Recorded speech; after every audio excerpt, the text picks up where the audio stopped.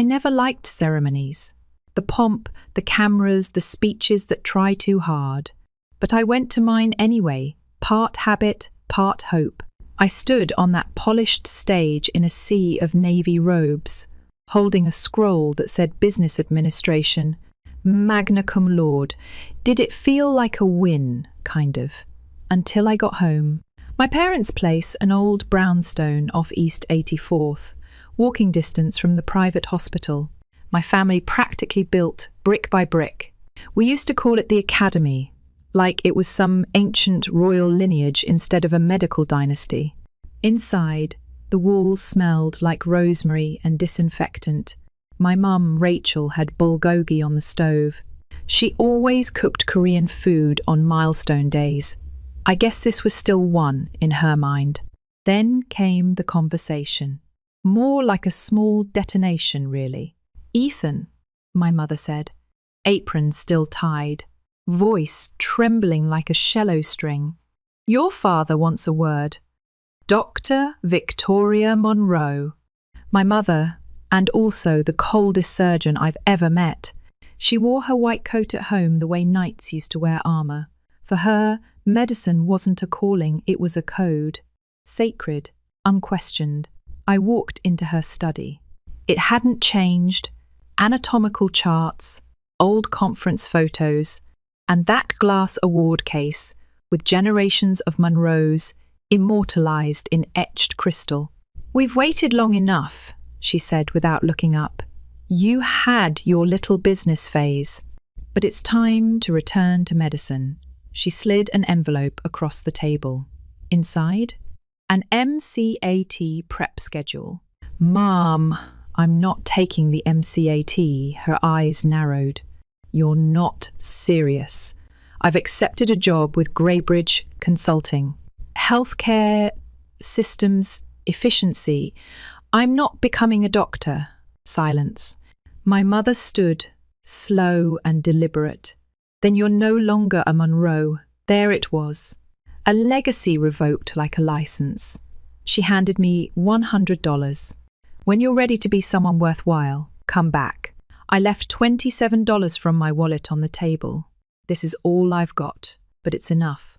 She didn't stop me, didn't ask where I was going, just turned and walked away. I checked into a cheap motel in Midtown, window cracked, water-stained ceiling, one backpack, one laptop, $127 in cash, and a degree no one respected. And still I felt strangely alive. That night, I wrote the name on a blank notepad. Phoenix Healthcare Solutions.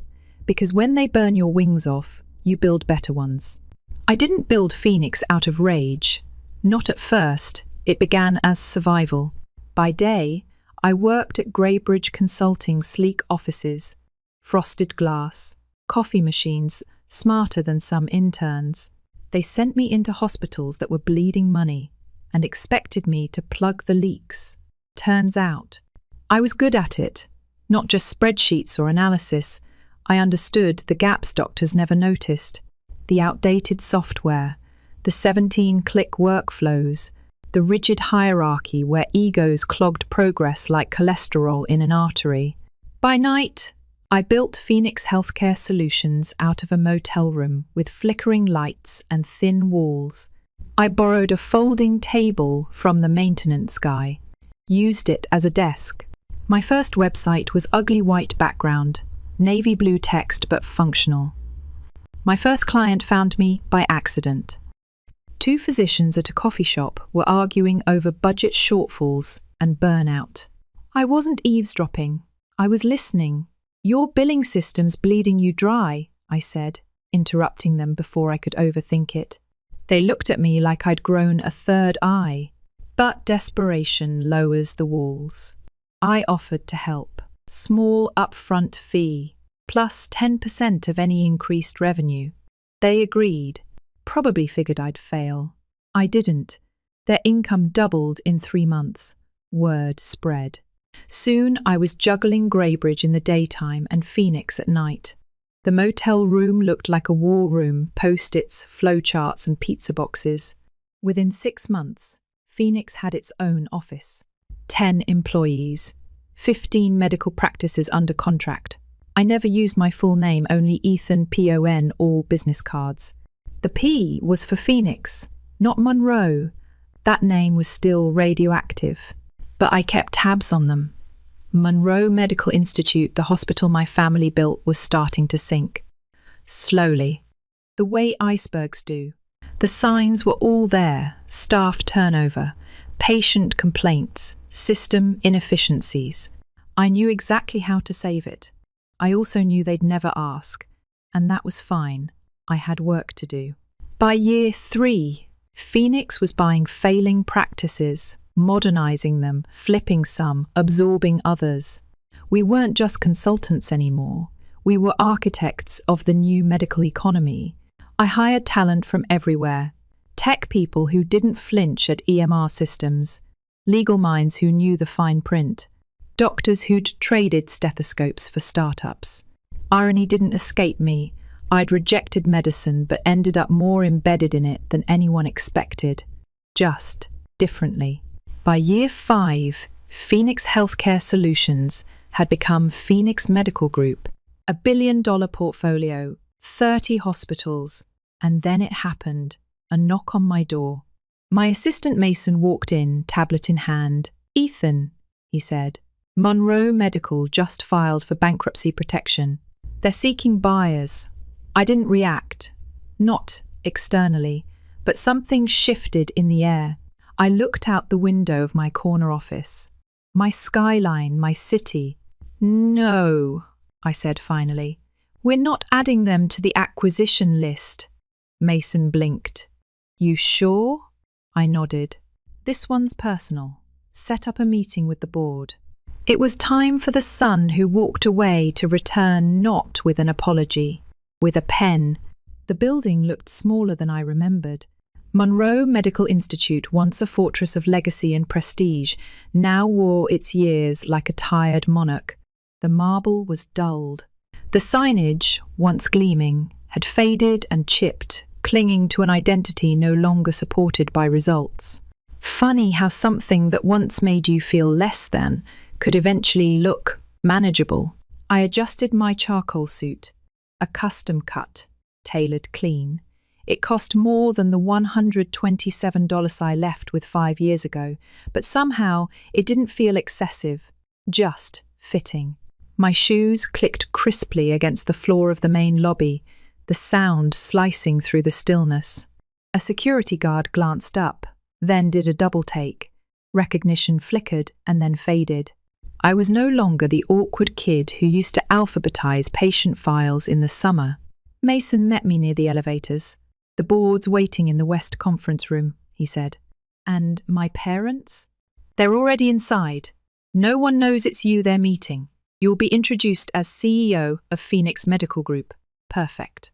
The hallway smelled like old carpet and sterile ambition.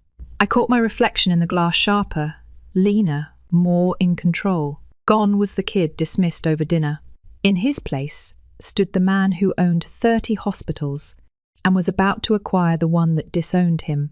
I walked into the room, and it was like stepping into a museum exhibit curated by pride. Dark wood paneling, leather chairs arranged in a circle, portraits of old Monroes in full doctor regalia looked down from the walls, men and women frozen mid-achievement. Doctor Victoria Monroe sat at the head of the table, white coat crisp, posture perfect. Dr. Rachel Monroe beside her, hands folded, eyes scanning the table nervously. They didn't look up. The rest of the board murmured politely as I entered. Dr. Olivia Park, still sharp as ever, gave a curious glance. "Thank you for meeting today," I began. "My name is Ethan Phoenix, CEO of Phoenix Medical Group." Silence, swift and suffocating. I watched them process the name, the Phoenix, then the face, then the connection. Victoria's jaw clenched. Her hand gripped the armrest. Rachel gasped softly. "I didn't give them time to interrupt. We're here to discuss the future of Monroe Medical Institute." I said, connecting my laptop to the projector. Let's begin. Slides, flipped financials, debt charts, outdated system reports. The numbers were grim. Equipment costs rising. Patient satisfaction plummeting. Negative cash flow. $17 million in outstanding debt. You're bluffing, Victoria snapped, standing. We came to speak with Phoenix's CEO. Not me? I asked calmly. Then let me reintroduce myself. Ethan Monroe, CEO. And yes, I own Phoenix Medical Group. You don't own a billion-dollar empire, she hissed. You can't. You never finished med school. I never started med school, I replied. And thank God for that. Dr. Olivia Park leaned forward. You built this? Phoenix Medical, the first nodded. From a $127 fund and a motel room off 8th Avenue. More silence. Some of them shifted uncomfortably. A few looked intrigued. I warned you years ago, I said, eyes on Victoria. Healthcare needed reform. You dismissed that. Now your systems are decades behind, and the industry has left you behind with them. Rachel finally spoke. You planned this. No, I said. You did. The day you decided being a Monroe meant wearing a white coat instead of building something better. I presented the acquisition terms. Phoenix would assume the debt, modernize the facility, retain most of the staff, but all administrative control would shift to our team. The name could stay. The power would not. Victoria was already shaking her head before I finished. I won't let you do this. This hospital is my life's work, and now, I said quietly, it's mine. She stared at me like I was a ghost. A mistake made flesh. You really think we have no other buyers? I clicked to the final slide. Sterling Financial, the lender holding Monroe Medical's debt. Controlling interest. Phoenix Capital Holdings. My shell company. I gave her a half smile. You'd be surprised what you can own when no one's watching. The board whispered among themselves. Olivia looked stunned. One board member actually applauded under the table. Victoria slumped back into her chair. You'll offer me what? A pity title? Consultant? She spat. You'll be retained as a senior physician, I said. No administrative authority. Clinical work only. That's where your strength always was. And if we refuse, then bankruptcy proceeds. Your name, your hospital, your legacy, all dissolved by quarter's end. I stood. You have 48 hours to sign.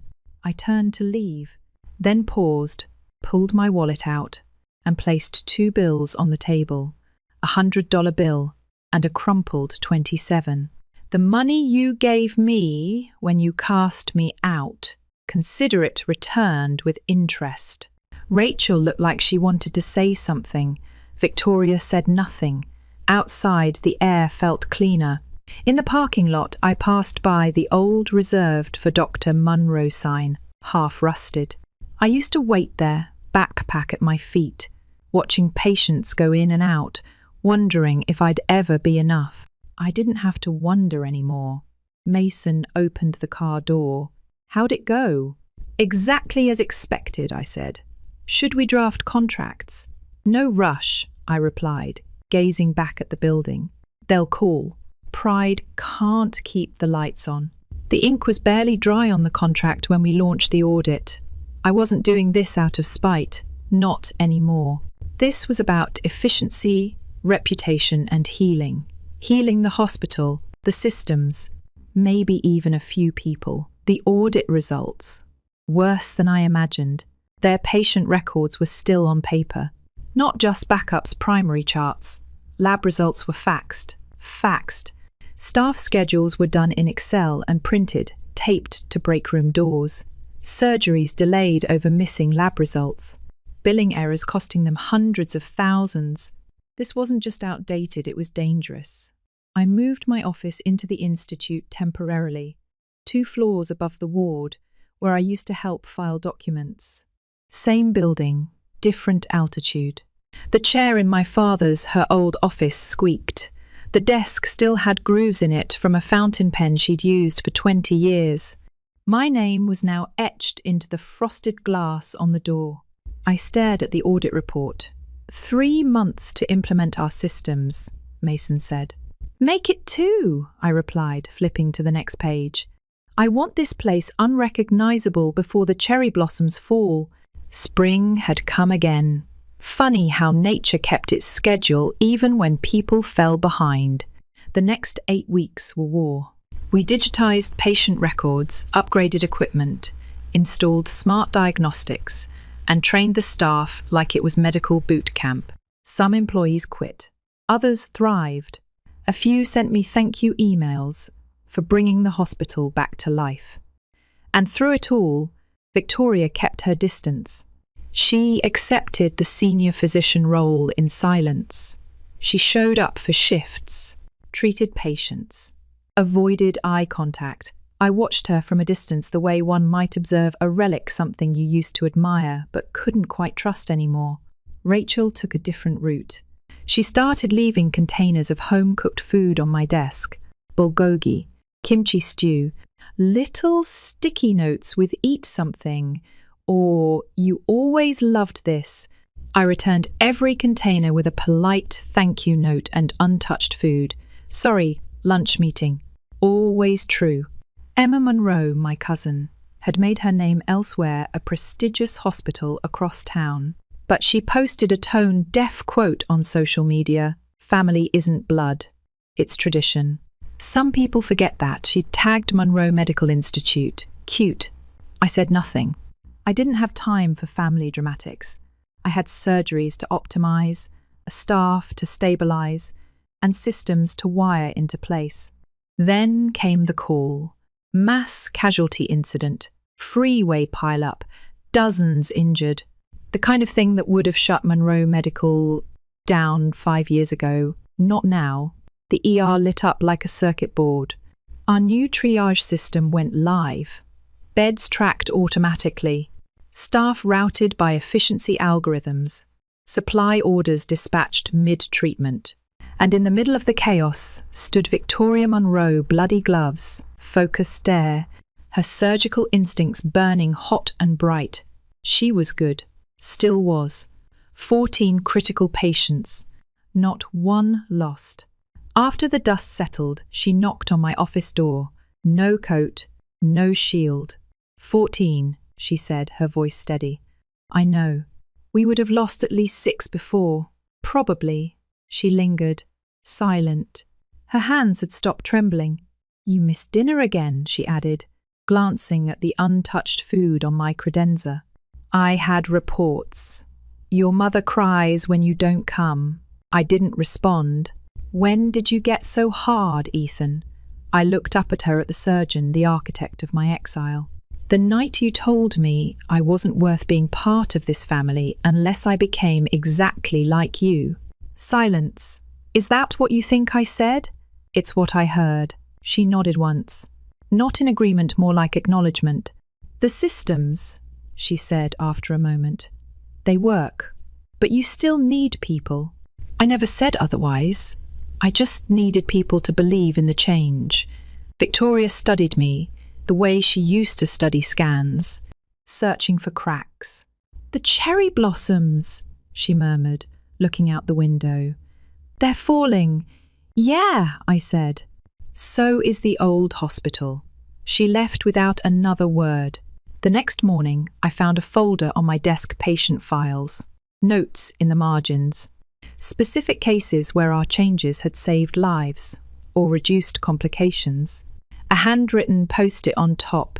You were right. But it doesn't mean I was always wrong. 5.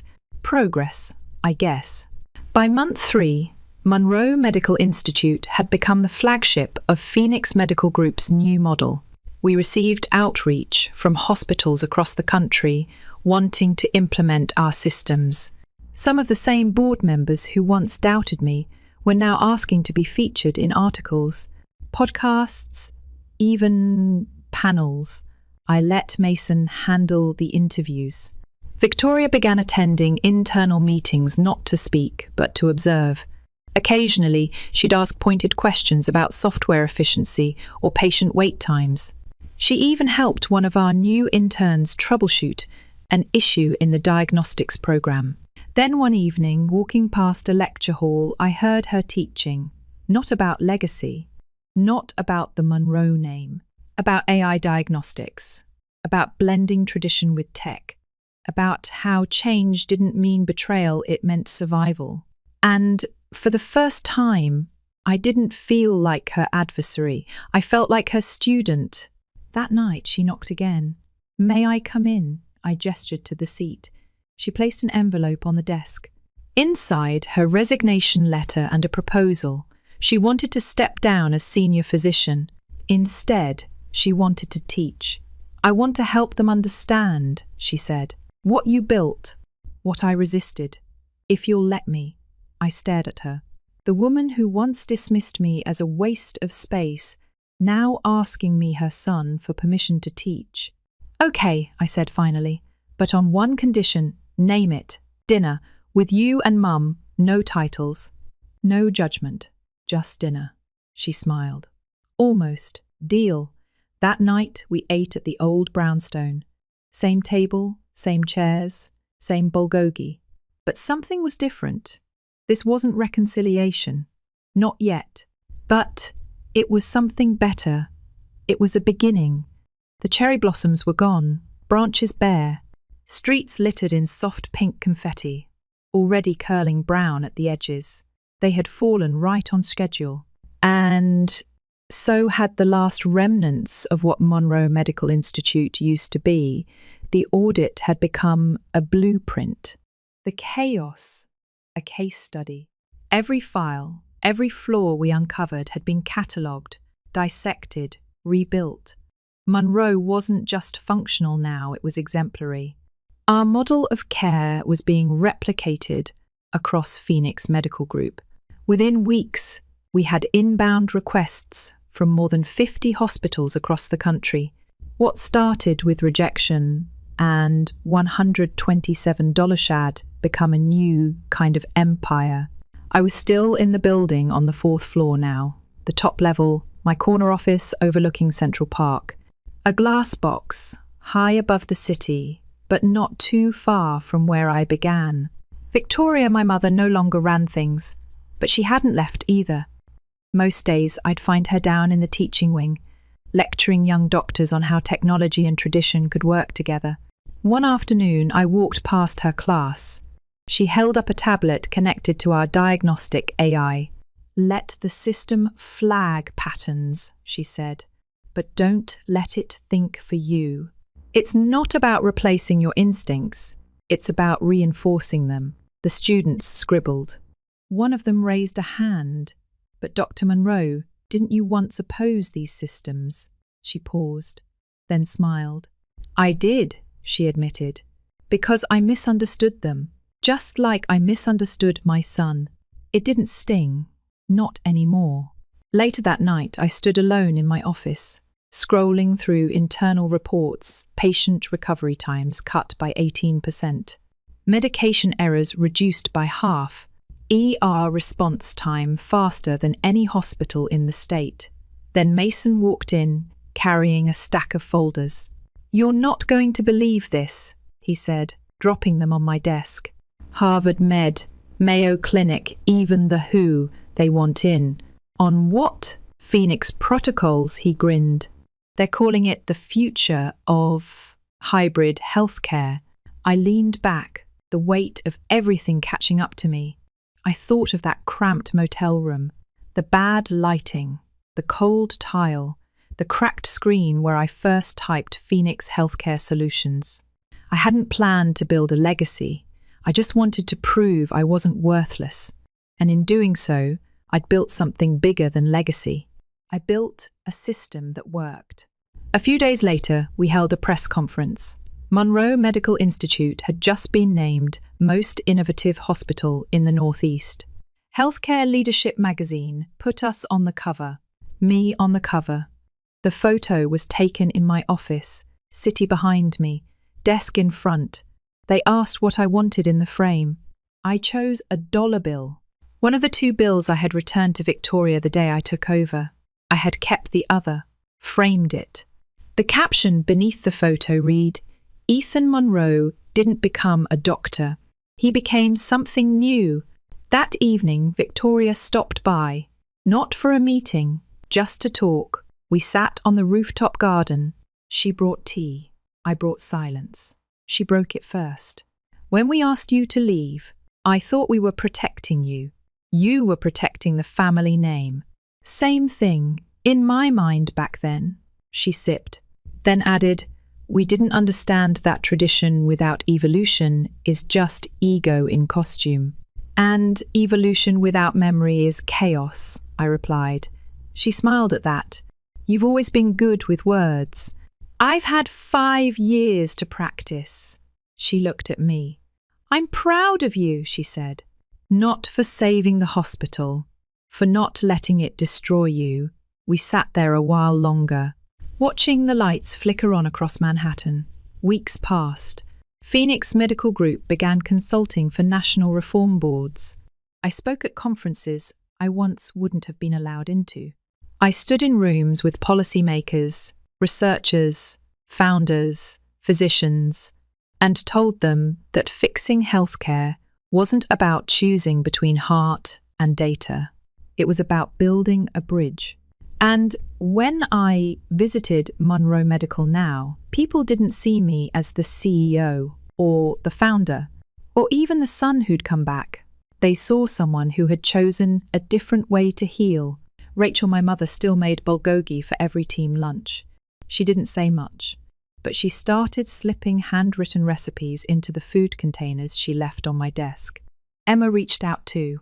A text. I was wrong. Family isn't tradition.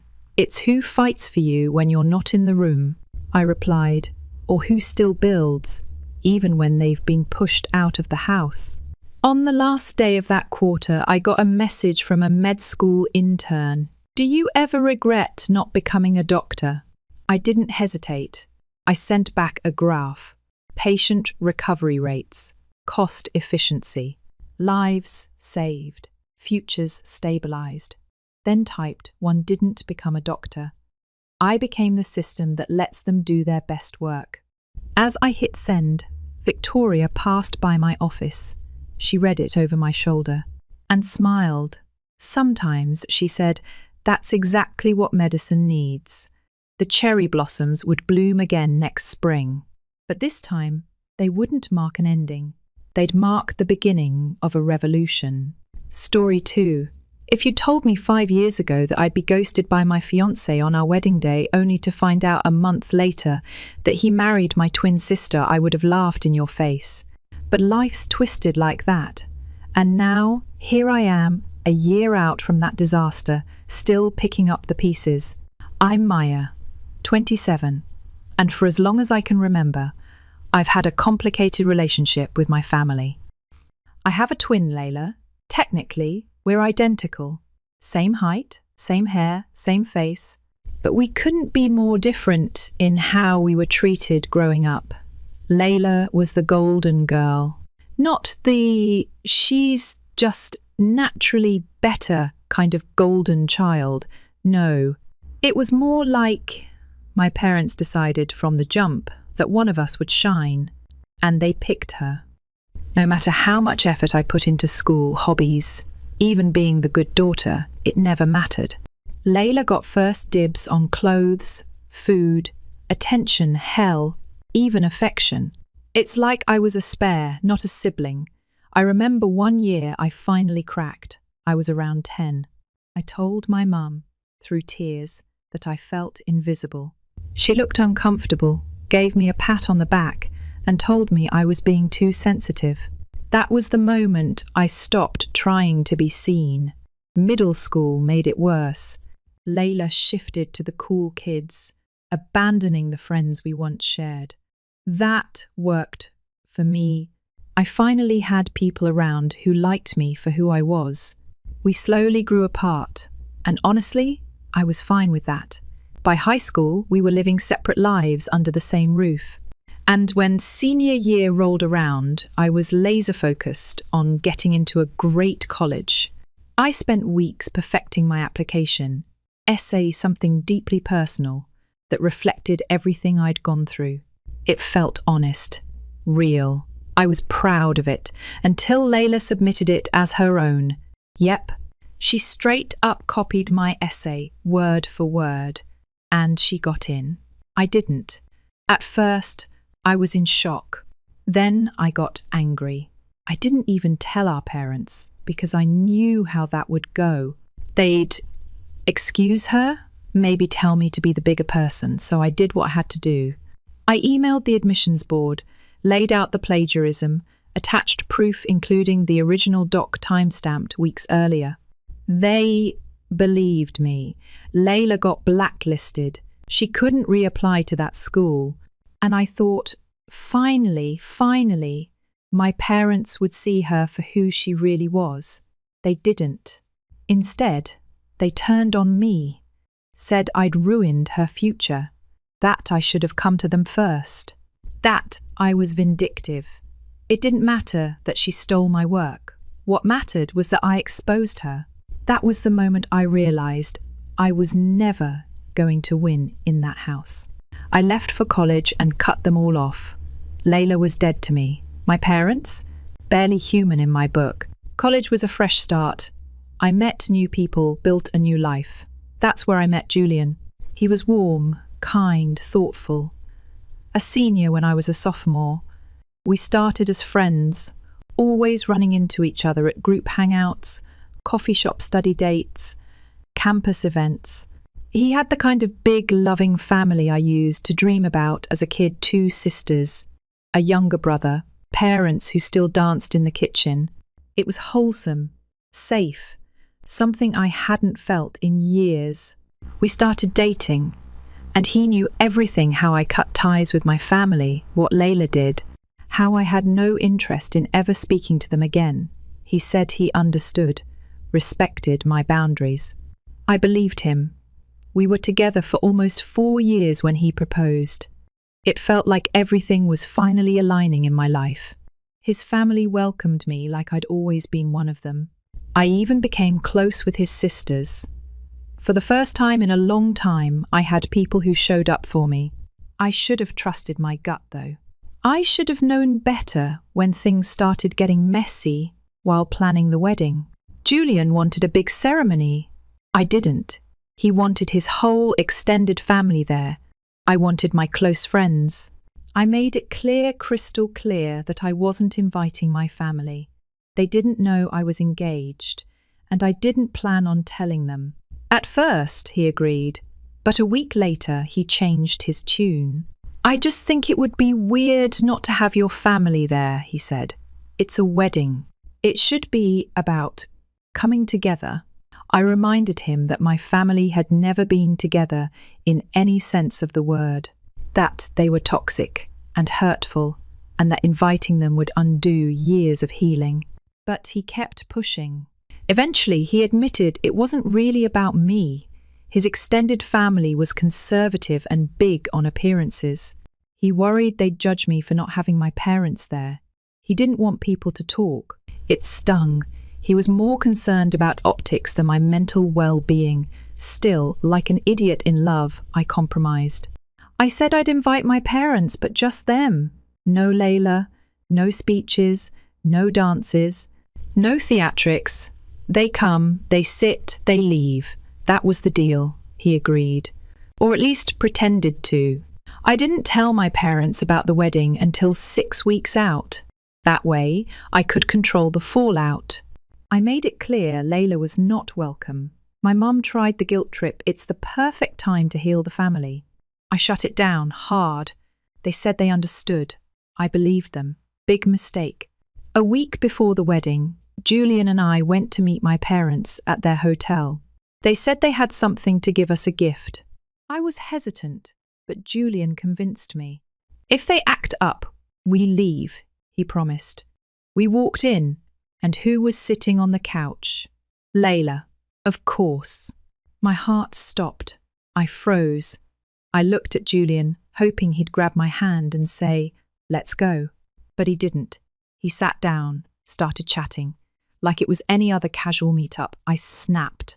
Told him I was leaving. He tried to stop me, told me to just hear them out. I told him he was free to stay if he wanted. I walked out and checked into a hotel. Didn't hear from him for a day. Then 2, no calls, no texts, nothing. By day 4, I knew something was wrong. Not just we're in a fight wrong. On what was supposed to be our wedding day, I blocked his number, told the vendors everything was off, stayed at a friend's place, and cried until my eyes were swollen shut. 2 months later, I found out he married Layla. On our wedding day, I wish I could tell you I was shocked, but I wasn't. After I found out Julian married Layla on the day we were supposed to get married, it felt like my whole life got ripped out from under me. I didn't cry, not at first. It was more like shock. You ever feel so hurt that your body just shuts down to protect you? That's what happened. I stared at the phone screen, the picture someone sent me, Julian and Layla, dressed in wedding attire, smiling like they hadn't just burned me alive. That's when it hit me. She won, again.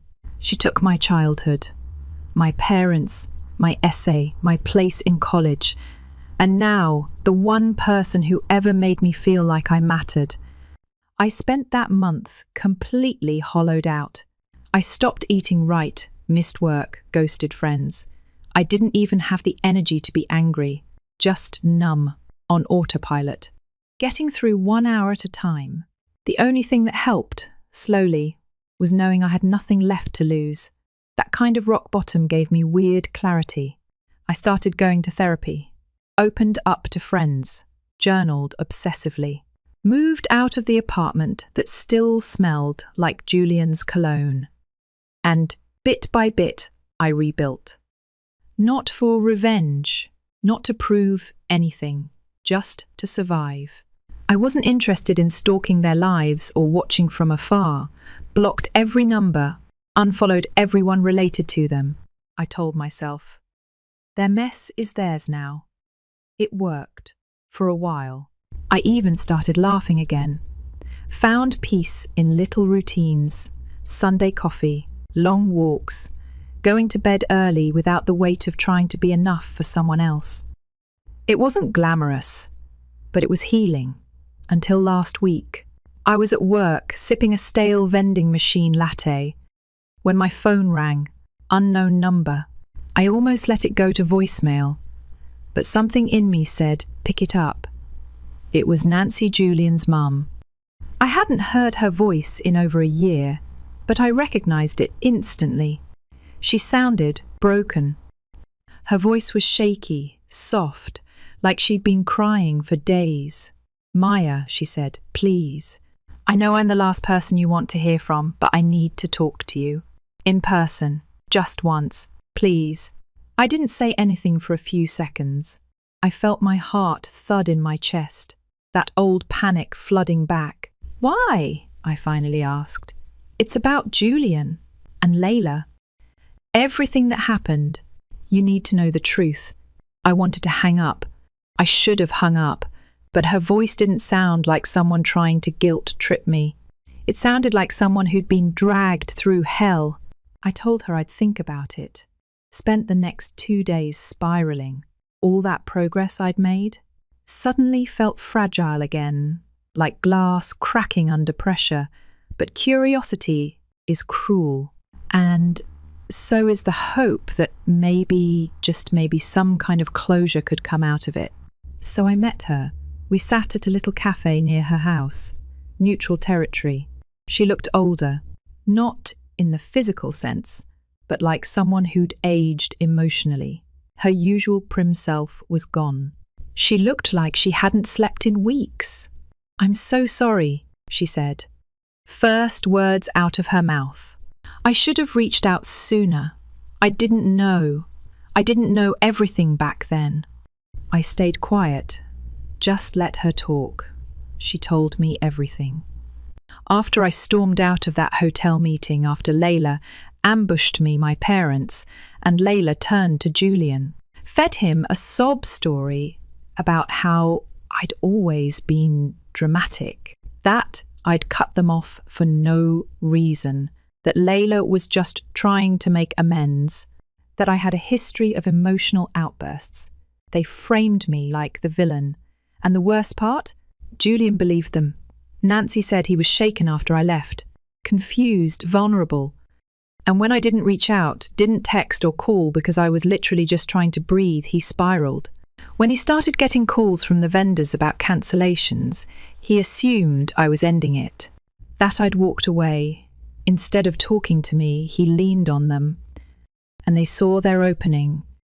My parents suggested he go through with the wedding to avoid humiliation, to save face. They told him Layla was willing to step in just for show, and that they could quietly annul it later. Let that sink in. They replaced me with her, like a defective product swap.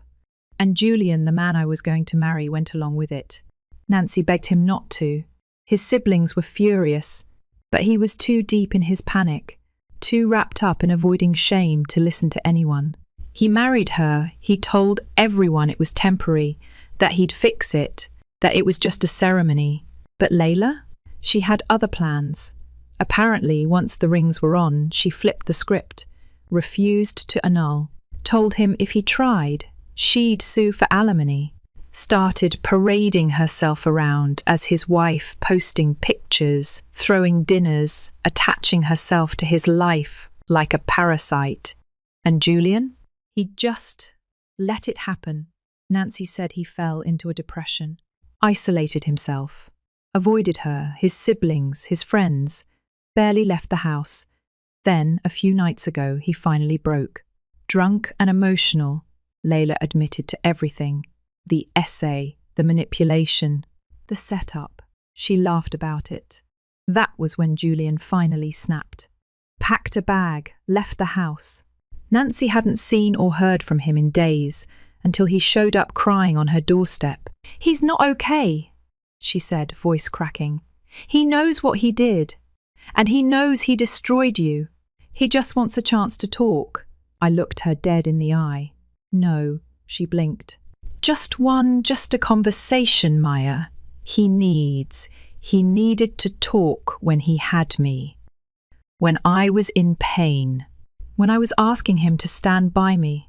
Not now, not after this." Nancy started crying. Like full-on crying. "I don't want your pity," I said, trying to stay calm. "I'm not here to fix him. He made his choice. But he regrets it," she whispered. I stood up. "So do I. Every day. I regret trusting him." Then I left. I haven't replied to her texts since. And I don't plan to. The night after I met Nancy, I barely slept. Not because I was sad, although, yeah, some of it was sadness. But mostly, I was angry. Not the explosive kind. Not even the yelling kind. Just deep, simmering disappointment. Like when someone you trusted breaks something you can't replace. It wasn't just Julian that hurt me. It was the whole weight of it, all years of being pushed aside, talked over, replaced. From my parents, from Layla, and finally from the man who promised to choose me.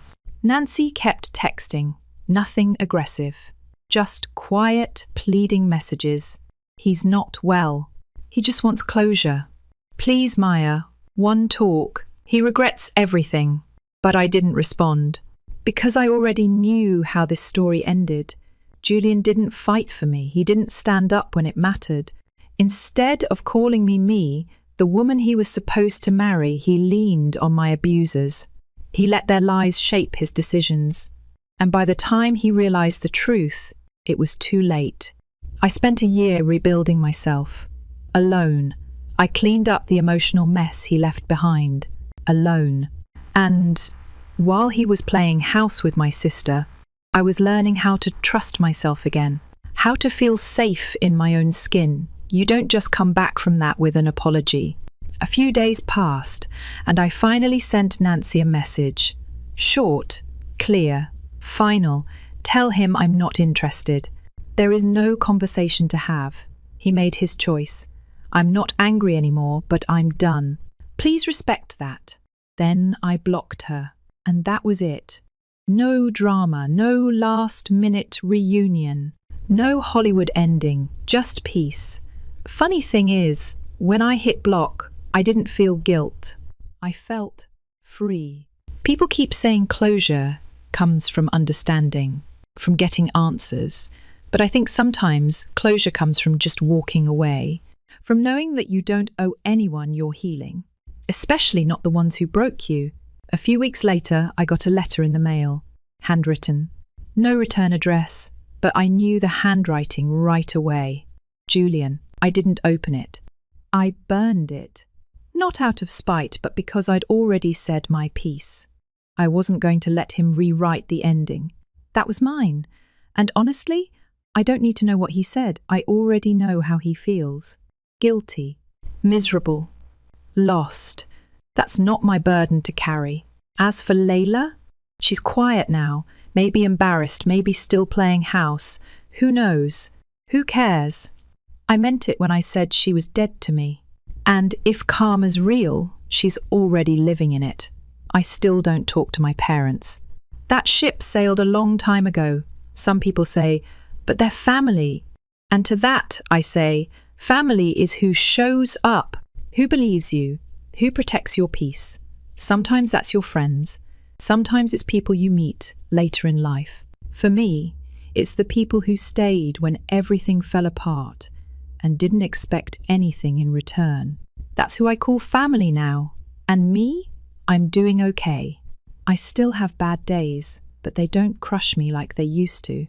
I'm working on forgiving myself for not seeing the red flags sooner, for holding on too long. That's the hardest part. But I'm healing. In my own time, in my own way. And if you've ever been blindsided like I was if someone you loved broke you open and handed your life to someone else, just know it's not your fault. And no, you don't owe them anything.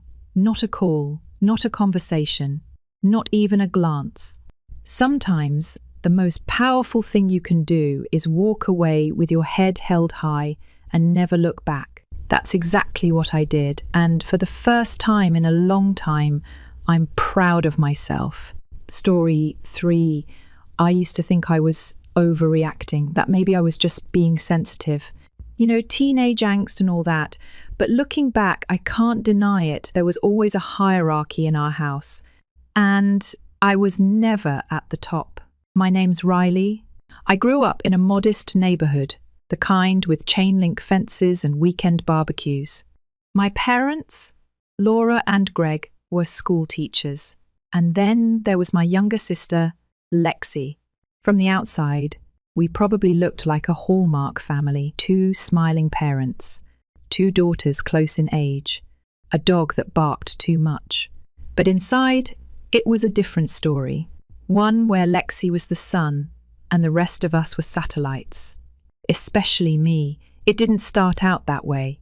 When we were kids, things were pretty balanced. Lexi and I were both into music, took swimming lessons, even had matching pink bikes. My parents cheered for us equally, but I guess that version of our family only existed while I was doing well. The shift came in 6th grade. I bombed a math quiz, just one, not even a major one, but it was the crack in the mirror. Suddenly, I noticed how Mum's tone changed when she talked to me, how Dad's praise felt robotic, while Lexi's achievements were met with genuine excitement.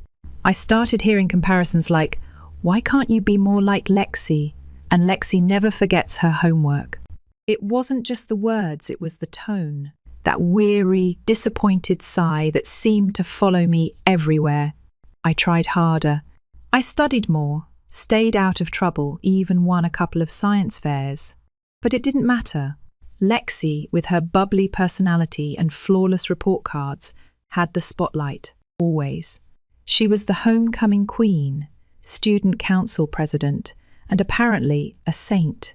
Meanwhile, I became the background character in my own life. By high school, it was glaring. Lexi got a brand new car on her birthday. I got a lecture about responsibility. When she needed help with assignments, Mum and Dad were all in highlight markers, diagrams, even flashcards. When I asked for help, I was met with "figure it out, Riley." I wish I could say I distanced myself out of spite, but honestly, it was self-preservation. I stopped asking for help. I saved up from tutoring gigs to buy my own stuff. I did what I had to. And even though I resented the unfairness, I never hated Lexi. I loved her. She was my sister. But the older she got, the more entitled she became. It was like she knew she could do no wrong, and she leaned into it. After high school, I got into a state university on a partial scholarship. It wasn't Ivy League, but it was something I earned on my own. I thought maybe, just maybe, my parents would appreciate that. Spoiler alert, they didn't. They were too busy gushing about Lexi's boyfriend, Dylan, the rich kid quarterback turned business major. They adored him. He might as well have been their third child. My parents practically rolled out a red carpet every time he visited. Elaborate dinners, wine pairings, you name it. Meanwhile, I worked part-time shifts and survived off instant noodles. I'd visit home during breaks, and every time it felt less like a homecoming and more like an intrusion. The final straw? That happened my sophomore year, right before Thanksgiving. Lexi lost a gold bracelet Dylan had gifted her. It was expensive, custom-made, full of tiny charms and over-the-top sentiment. When it disappeared, the entire house went into a frenzy. My parents tore through drawers, flipped couch cushions, and questioned everyone. Well, everyone meaning me. Lexi said she saw me admiring the bracelet. That I looked jealous.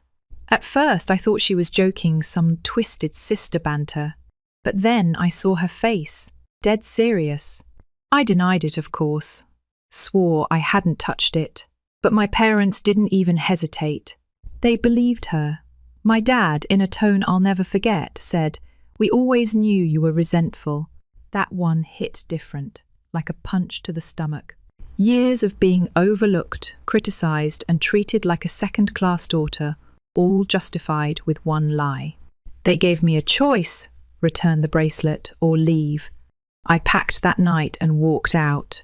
No yelling, no dramatics, just numbness. I crashed at a friend's place until I could get back to campus, and that was it. No calls, no texts, just silence. Over the next few years, I finished my degree, took out loans, worked weekends, and somehow pulled through.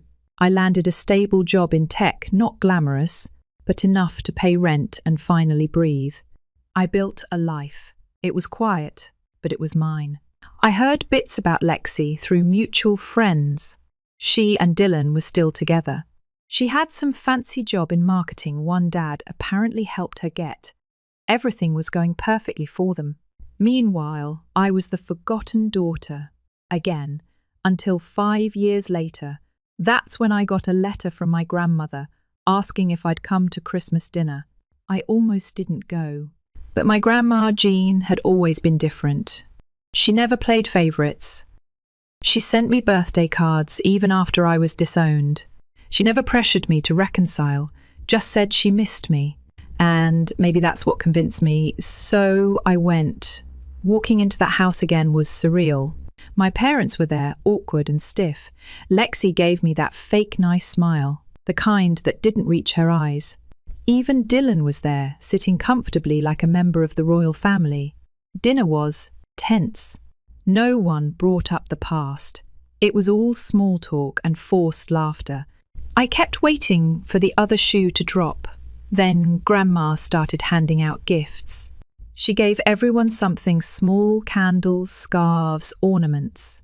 Then she handed me a box. Inside was a locket. Not just any locket, the family locket. The one that had belonged to her mother, and her mother before that. The one she'd always said would go to the one who'll carry the family's legacy. I looked up. The room had gone silent. The unspoken rule in our family was that the locket passed to the next matriarch, the person who would eventually inherit the estate.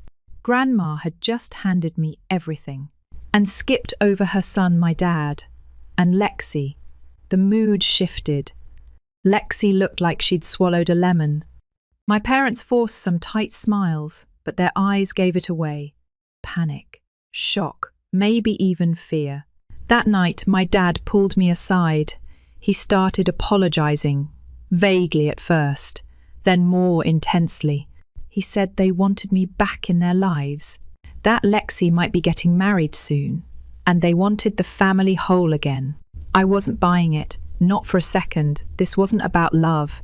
It was about leverage, about assets, about the fact that I now held the key to everything they thought Lexi would get.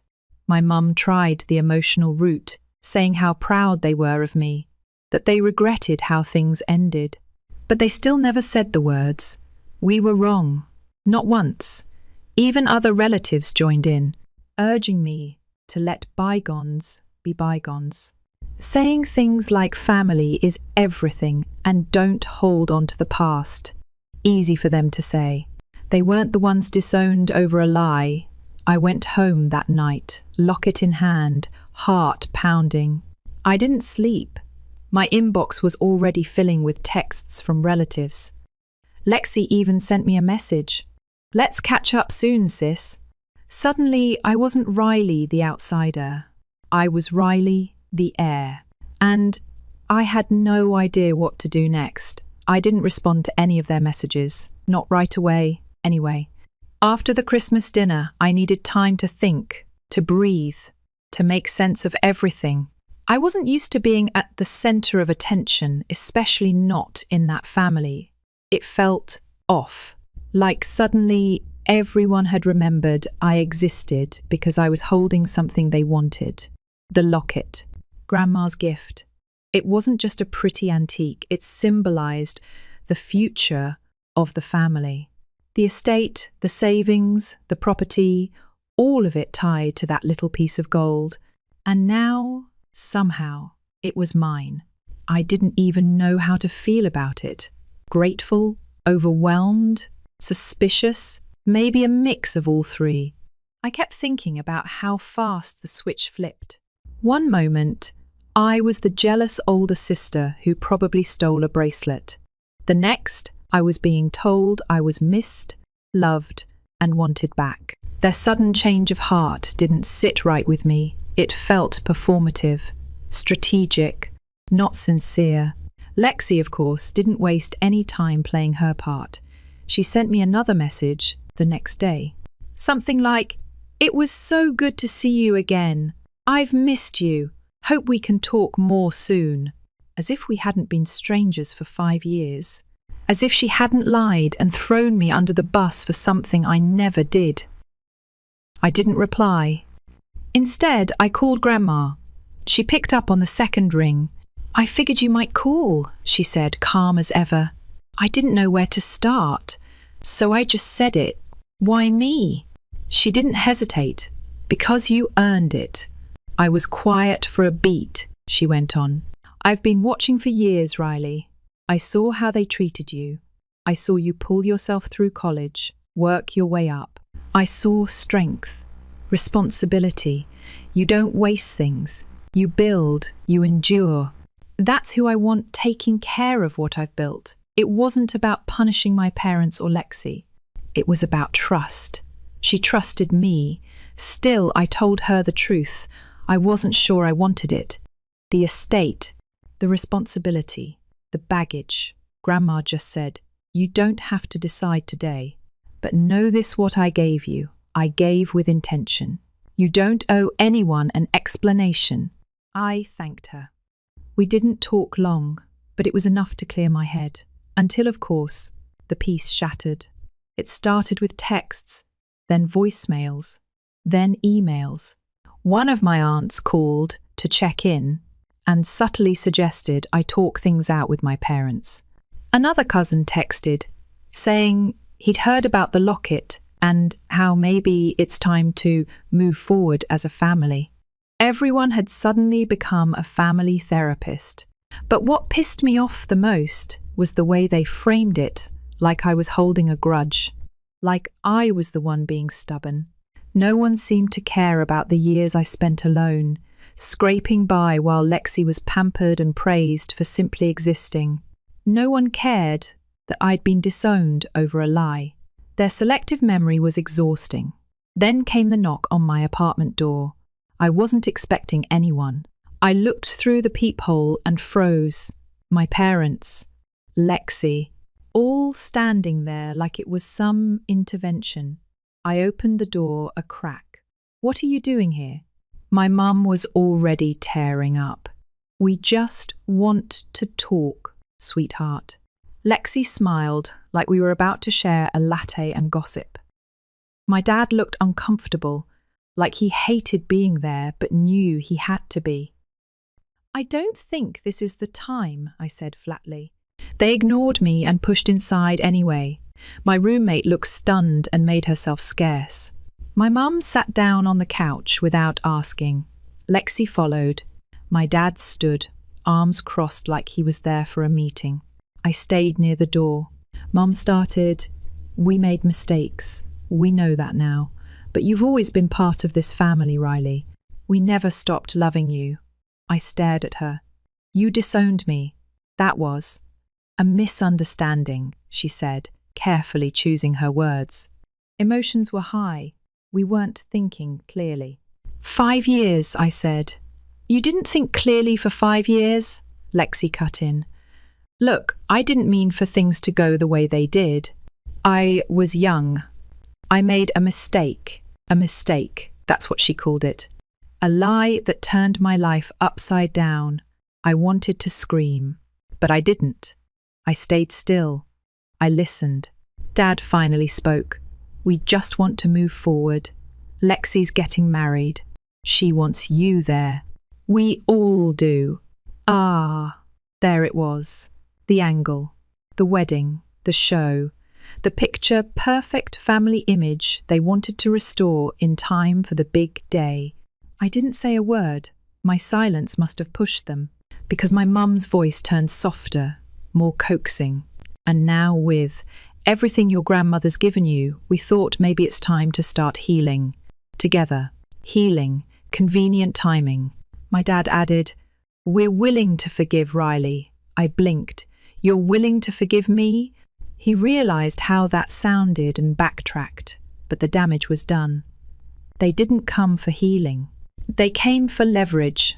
I walked to the door and opened it. "I think you should go." They hesitated. Lexi looked annoyed now. My mum begged one more time, tears falling. "Please, don't turn your back on us." "I'm not," I said. "You did that already. Years ago." They left, finally, but it didn't stop there. Lexi, never one to go, quietly sent a mass text to some of my old friends. Claimed I was isolating our family and letting money ruin everything. Said I was being cold, bitter, and unwilling to reconcile. She painted herself as the heartbroken sister just trying to fix things. I started getting messages from people I hadn't spoken to in years. "What's going on? Your sister says you're cutting everyone off. Are you okay?" It was surreal. I had to explain everything again. The lie, the disownment, the locket, the sudden shift. Most of my real friends got it, but the damage was done. Lexi had lit a fire and walked away, smiling. The final blow? I found out from a cousin that Lexi and Dylan had broken up. Apparently, the dream couple wasn't so dreamy after all. Word was, Dylan didn't like the family drama and bailed. Honestly, I wasn't surprised. Lexi never handled rejection well. Now she had no fiancé, no locket, and a family legacy slipping away. And suddenly they all wanted me back. Not for love, for control. I wish I could say I found peace in all of this. But the truth is, it just made things messier.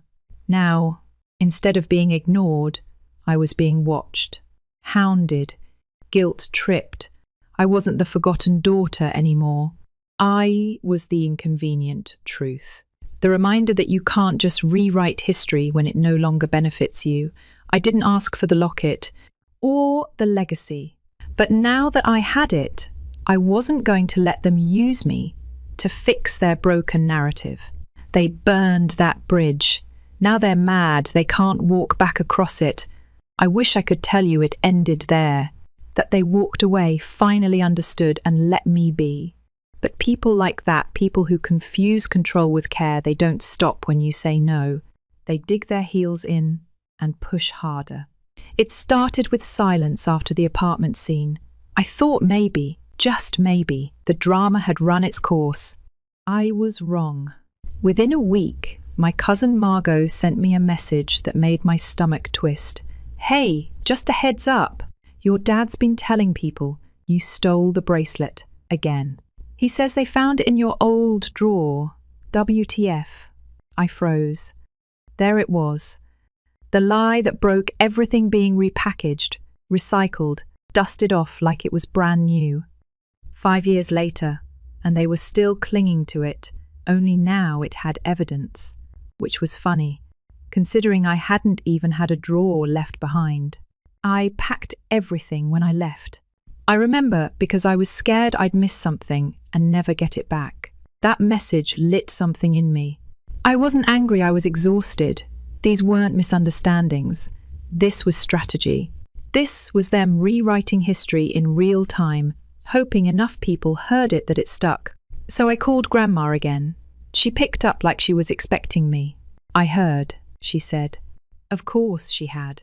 The story had made its way through the family grapevine. She was pissed. This is enough, she said. I let them live in their fantasy long enough. I stayed quiet to keep the peace.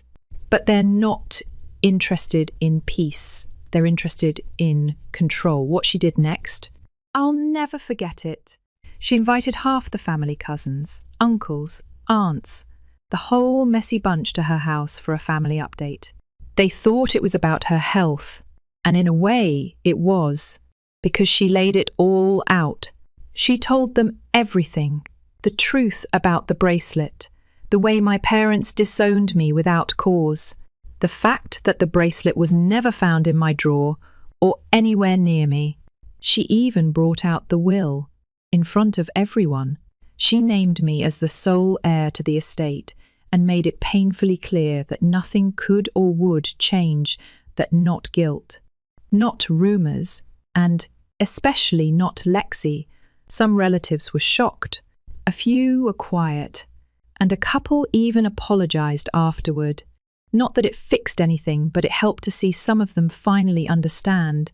Later that night, Grandma pulled me aside again. I did it for clarity, she said. You don't need to defend yourself anymore. You earned your place. I hugged her tight. I hadn't cried in a while, but I felt something loosen in my chest. It wasn't about the inheritance. It was about someone seeing me, really seeing me for who I was. Not who I wasn't. But the fallout from Grandma's announcement came fast. My mum left a voicemail the next day. Her voice trembled, half anger, half desperation. We just want what's fair, Riley. You don't need all of it. Lexi deserves something too. We're still your parents. Still my parents? I stared at the screen for a while before deleting the message.